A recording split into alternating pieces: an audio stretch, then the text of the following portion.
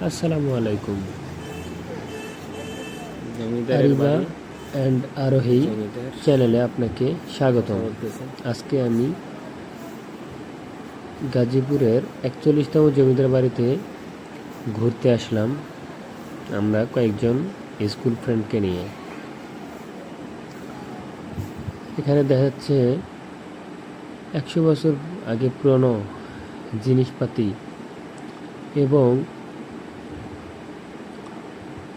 অনেক কিছু রয়েছে এখানে, জাদুঘরের মতো, যা দেখলে আপনারা রীতিমতো অবাক হয়ে যাবেন।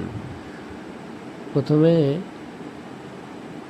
দাদুর কাছে পারমিশন নিয়ে তার জাদুঘরে ঢুকলাম। এখানে গিয়ে অনেক ব্রিটিশ আমলের কিছু ছবি দেখতে পাইলাম।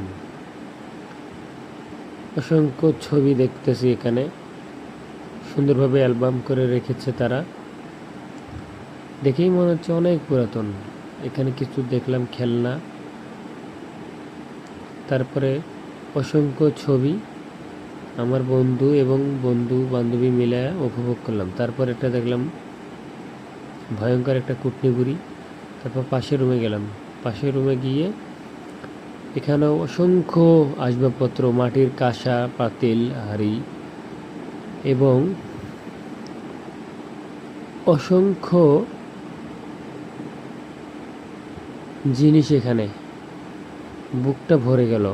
এখানে বিভিন্ন দেশের ব্যাস রয়েছে, অনেক দেশের ব্যাস এখানে। তারপরে দেখলাম একটা পুতুল ঝোলানো রয়েছে। এরপরে দেখতেছি বিশাল বড় বড় ভয়ঙ্কর এগুলো পুতুল। এরপর কিছু ব্রিটিশ আমলে কিছু ছবি, কিছু ব্যাস দেখলাম। এরপরে আমরা কথা বলবো কেয়ারটেকারের সঙ্গে। কেয়ারটেকারের যে কী বলতেছে, কেয়ারটেকার বলল আপনাদের সময় বেশি দেয়া যাবে না, কারণ দাদু রেগে যাবে।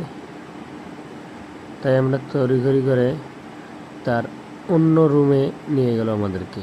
অন্য রুমে গিয়ে দেখি এখানে বিভিন্ন হাঁড়ি পাতিল, বিশাল বিশাল হাঁড়ি পাতিল, কাঁসার হাঁড়ি পাতিল এবং জুতো, বিভিন্ন আইটেমের জুতো দেখে আমি অবাক হয়ে গেলাম।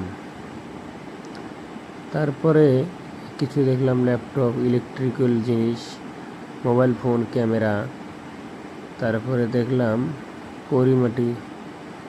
এরপর আমি কয়েকটা পিক নিলাম। সবচেয়ে মজার কাহিনী হচ্ছে এখানে নবাব সিরাজউদ্দৌলার বংশধর, তিনি ঢাকায় যখন এসেছিলেন তখন এই জমিদার বাড়িতে ঘুরতে এসেছিল এবং তাদের সাথে অনেক সম্পর্ক ভালো ছিল। এবং এরা সবাই জন্ম মৃত্যু বিয়ে সবাই আল্লাহর হাতে। আমি একটা পিকচার দেখলাম, একটা খাটো একটা ছেলে, একটা সুন্দরী একটা মেয়ে, তার সঙ্গে বিয়ে হয়ে গেছে। তো সব মিলিয়ে আমাকে ভালোই লাগলো। আপনারা যদি ভিডিওটি ভালো লাগে লাইক, সাবস্ক্রাইব এবং কমেন্টস করে পাশে থাকবেন। এবং দাদুকে দেখাইলাম, ইনি হচ্ছে 41তম সেই বংশধর, যার কথা আমি ভিডিওতে তুলে ধরলাম।